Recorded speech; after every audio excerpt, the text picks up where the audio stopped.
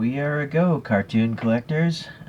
So these are some cartoonized or super deformed versions of the vehicles from an old TV show called Thunderbirds. It's a TV show with puppets. They're, I think, meant to be serious, but if you watch the show today, I just find it hilarious because you got these puppets trying to act all serious. But they amazingly have all these crazy sets and vehicles made, and they explode them and destroy them in each episode almost. So let's take a look here. I pulled up images of these four vehicles. These are all from the TV show. They're not like computer renderings, so they are a little blurry because this show is from a long time ago. Anyways, this is Thunderbird One. Let's start with that one. So Thunderbird One is a rocket ship of some sort. I forget which Thunderbird character drove it. Let's see how old this is. Let's see if there's anything on the packaging here. I guess you could get other vehicles as well. Okay, so yeah, Thunderbird 4. Might have to get that someday. It says 1999 here. So I think the original show is from 1965 to give you an idea how old it is. So that's what makes it kind of funny to watch the TV show now, because what they thought, well, anyways, it's just an old show. Okay, I don't know what this Carlton means, is that a certain chain of stores these are sold at?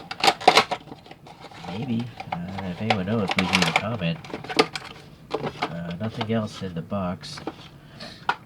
So, Sylvester, Jack Knight. Weird little piece of plastic came out there. So, let's take a look here. So, yeah, they definitely super deformed it. They just basically took it and squished it like 2 times as short, I think. And then it looks like these wings move. Yeah, just like the real one would in the TV show. So that's kind of neat. You got that gimmick function. Alright. Let's take a closer look here. Sorry, where's a dental pick? So it still has a Choroku motor though, so this thing will go probably pretty fast too. Although maybe this will slow it down. I can feel, it's not the smoothest, it's literally a plastic rod and a plastic slot, so there's gotta be a lot of friction there. But anyways, yeah. 1999. I guess this toy was probably made in 2000, so it's pretty old, which might explain why there's some weird discoloration to the tire. But you can just wipe that off usually and it goes away. So, well, maybe not. It does seem to be gold, but it still feels rubbery, that tire. So, okay, so we got some Thunderbird One, TV1 printed there. I like the different colors, right? Nice printing. They're not decals, they're actual tampo prints. You got some black paint here in these crevices, which looks nice. And then the engines here, well, yeah, just plain. Ideally, there might have been some color in there, but at least there's color right here. And yes, it's a strange looking ship. It looks like a rocket like this, but I can't recall if it launches like this and then it transitions. I think it might do that. It launches as a rocket and then it transitions into an airplane, and then it can land with the landing gear like in the photographs. So not bad. It's definitely super deformed, and I like this TV show, so that's cool. Alright, let's look at this larger one here. So it's a 3 set, and it has Thunderbird 2, the Mole, which is this digging thing, and then Fab 1, which this character Penelope drove. Shinsha organization, don't know what that's about. This one, oh wow, this seems new. Alright, so what can go on here and there? I'm looking for a date again. 2002, so yeah, pretty old. Alright, let's open this. The box does look a bit mangled, but it's fine. No additional brochure. Okay.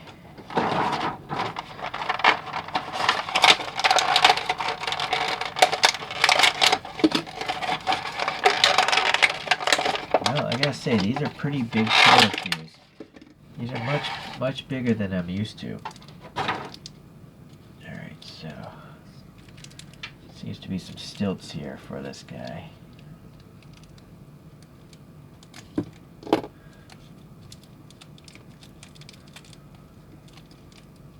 Sorry. Alright, we'll save those for a little bit. Alright, so Thunderbird 2. This is my favorite vehicle probably out of the Thunderbird vehicles. It takes off on this ramp, and then it also has these pods that carry smaller vehicles in them. Alright, so looking at this outside appearance, it's nice to see they actually have this like weathering stripe, you know, painted on these crevices. And then the stripes here are actually molded and painted. Right, so they literally have it's not just yellow on a smooth surface, they have the crevices too. So the tubes are all printed nicely, these recessed windows are printed black, the air intake there, a little red. And then the Choroku Motor. Ooh, yeah, it does work, okay. And then yes, again, being 20 years old, there's some old tires here. But I gotta say, it still is rubbery, so it's nice. And then yep, 2000, copyright back then. And these are where those legs go. Let's see here, but the engine details, yeah, that looks alright. I noticed there's also weathering or different color. You know, they put a darker red inside here. Alright, some yellow back here, some number 2. Alright, so this pod must pop out. Or pop up. There we go, some sort of friction fit. I see maybe friction there. Okay, so does this pod open? I think it does. Look at this. Yeah, so the motor's in there. But anyways, in the real Thunderbird show, this would open up and then the vehicles would drive out of this thing. This is a really big vehicle in the Thunderbird show. Alright, so that's kind of cool. I guess you could just sit there and make the pod go. So, interesting. Now the stilts here. Let's put these things on. I gotta say, that's a really tight fit.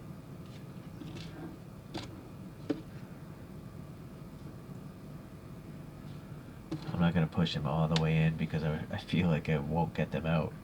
I'll just push them a little bit so we can get this guy to stand.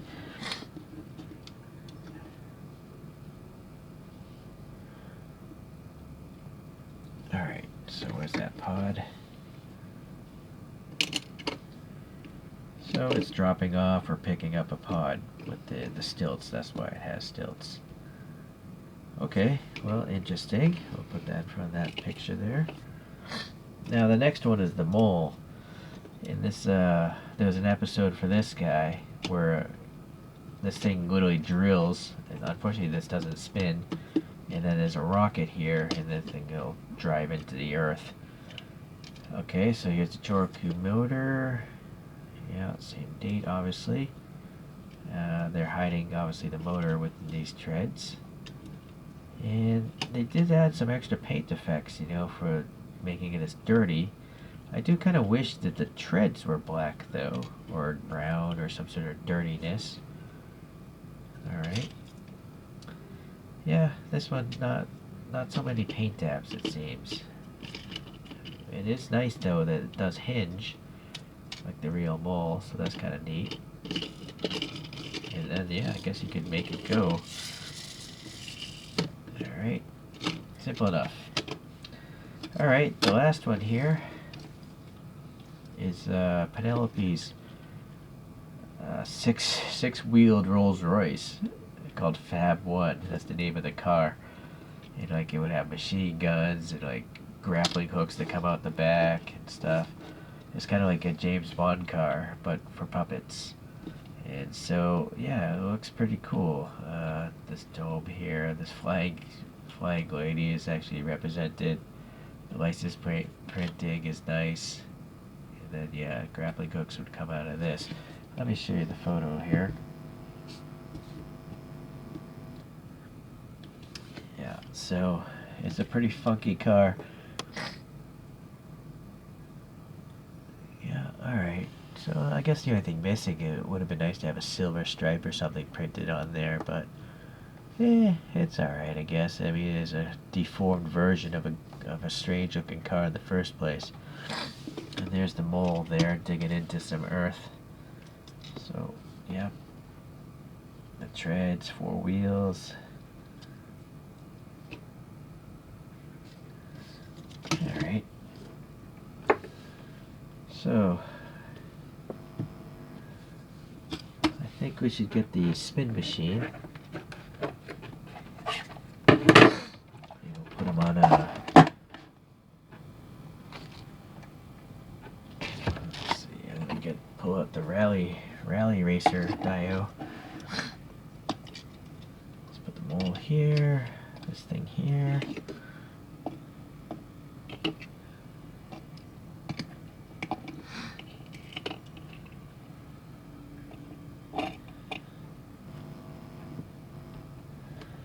So I am going to put a Choro-Q though, because I was talking about the size, right?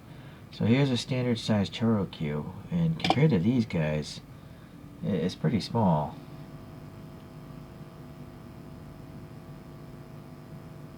But I guess, you know, they were basically using the same spring motor that's in the cars, and henceforth, you know, to make a motor fit these vehicles, the vehicles have to be considerably larger, right? I guess that's the logical reason behind it. But I guess in the end, they're still super deformed. They're definitely caricatures of these puppet vehicles. So it's funny, you know, it's 2 layers of goofiness. If you watch this real show, it's pretty funny because it's from so long ago. And now we have cartoon versions of these funny looking vehicles. So that's why I got them. So, alright, well, hopefully you enjoyed this video. And I'll definitely get some more ChoroQs in. And I'll see you in the next video. Thanks.